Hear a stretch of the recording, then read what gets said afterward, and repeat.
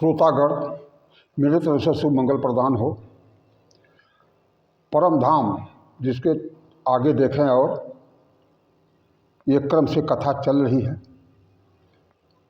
परम धाम पार्ट 2 के उसी तदर्थ में दिया जा रहा है कि परम धाम वही धाम है जो परम ब्रह्म निरंकार प्रभु का धाम है, जहाँ आत्माएं जाने के बाद फिर वापस नहीं आती है, मुक्तावस्था में वहाँ रहती है, वही परम धाम है।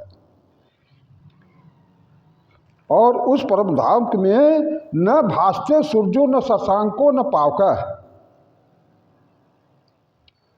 जद गत्वा न निवर्तन्ते तद्धाम परमम।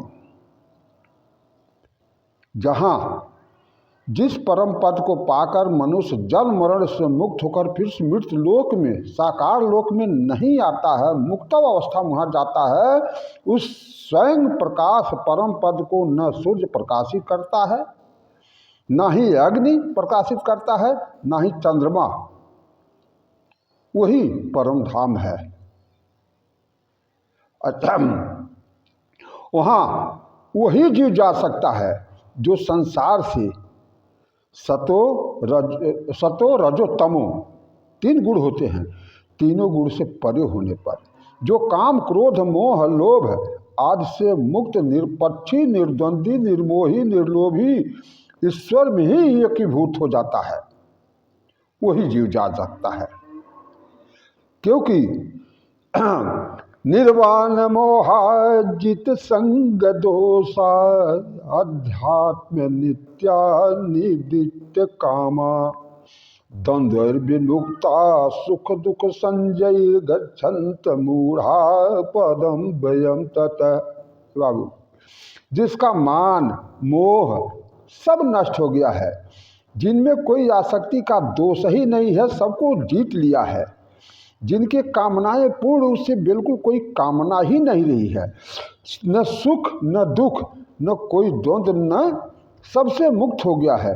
ज्ञानी जन उस अविनाशी परम पद को पाते हैं और वही खुल खेलो संसार में बांध सके नहीं कोई, घाट जगाती क्या करे जब सिर पे पोट न हो। कुंभ में जाकर देखें, ये कड़ाके की ठंडी में कोई वस्त्र नहीं है, खुल खेलो संसार, कोई वस्त्र नहीं है, और ईश्वर के भरोसे हैं, उनको शक्ति दिया है। दूसरे तो ठंडी मार देगा, स्वेटर फूटर तो ठंडी मार रहा है, उनको ईश्वर ने ही शक्ति दिया है। उस शक्ति से वो संसार को निर्द्वंद्वों से मुक्त होकर, कोई मोह माया नहीं है। अगर किसी नाव पर बैठेंगे तो मल्ला ही नहीं लेगा, ईश्वर क्या मल्ला ही उसको रास्ता, उनको रास्ता नहीं देंगे।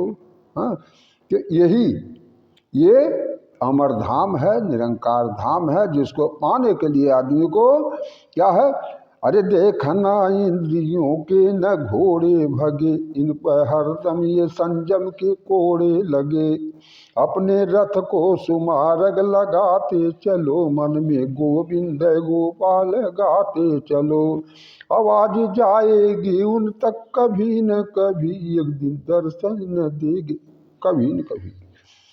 ऐसे करते हुए जाओ और वो ईश्वर जरूर मिलेगा। वृंदावन बिहारी लाल की जय।